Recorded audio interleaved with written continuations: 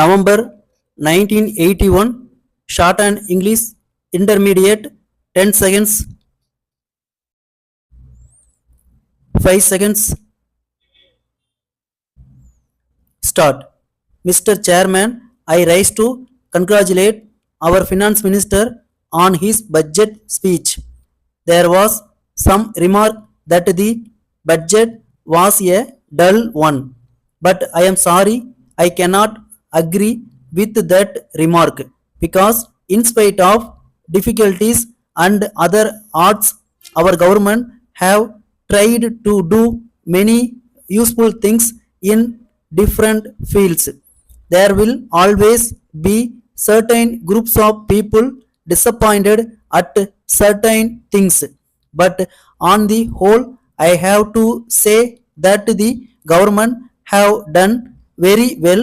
I am happy to note that large sums of money have been provided for welfare schemes such as increasing the bed strength in the hospitals, opening more schools, colleges, hostels, etc. Sir, an honorable member spoke about nurses. If we want the patients to receive good attention at the hands of the nurses, the government should see that the nursing staff are provided with good living conditions. As they are not paid sufficiently, we see many of them leaving the state to seek jobs elsewhere on more attractive salaries. I hope that the government would give greater consideration to the nurses in the years to come. I plead with the government to start homes for the aged and the incurables, just as they have done in other countries. I am sure that there will be generous minded citizens who will come forward to render help in this respect. The case of the aged and incurable certainly deserves better treatment at the hands of the government. I seek the support of all sections in this house to urge the government to start adequate number of homes for these miserable people. I consider it my duty to put forth the views of the millions of people living in cities. Hence, I request the government to give due attention to the city, especially in the matter of allocation of funds for development purposes.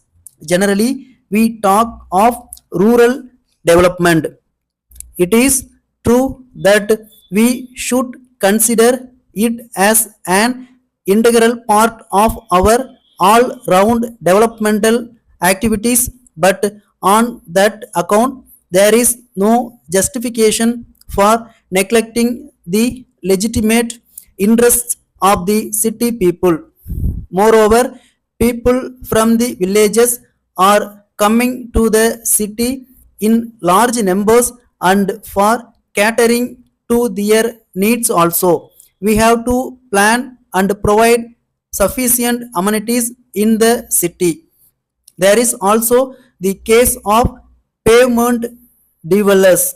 The government have no doubt been generous enough in allowing them to occupy vacant cities for the time being.